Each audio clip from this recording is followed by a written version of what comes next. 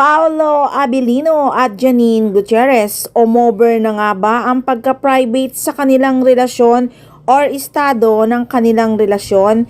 Yan ngayon ang hinaing ng mga fans. Parang hindi na nga tama ang pagka-private nila sa estado ng kanilang relasyon. Dahil sobra na nga ang pagtatago nila dahil ba sa iba-ibang kanilang katambal. Dismayado na nga ang ibang mga fans dahil nga sobra naman na tagong-tago ang mga date nila na alam naman nilang abang na abang ng mga fans yon. Naiintindihan naman ng mga fans na very private talaga si Paolo Abilino pagdating sa pribado niyang buhay. Pero grabe naman na parang wala ba ang kilig sa kanilang dalawa. Nag-iba na nga ba ang level ng pagmamahalan ng paunin?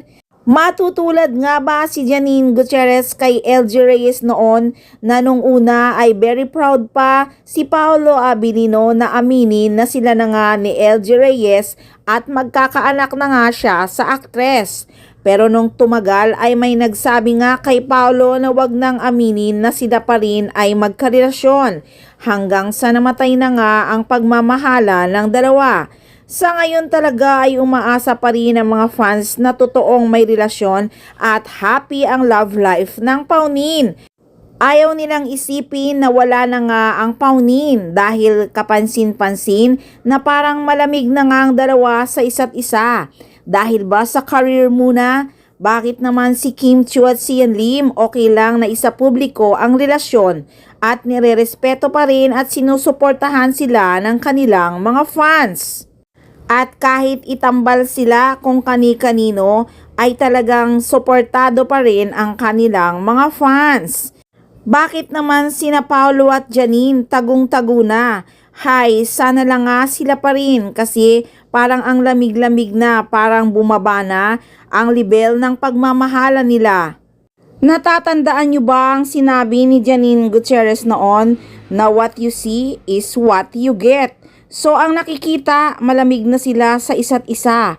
Wala kasing pakilig para mabuhayan naman ang mga umaasa at kinikilig sa kanilang dalawa.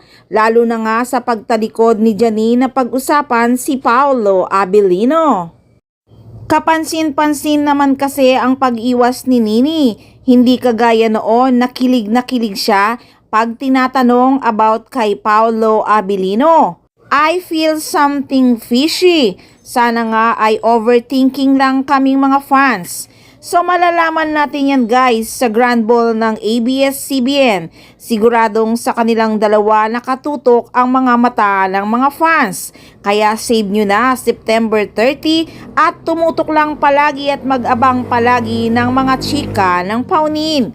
Dito lang sa Maarteng Machika!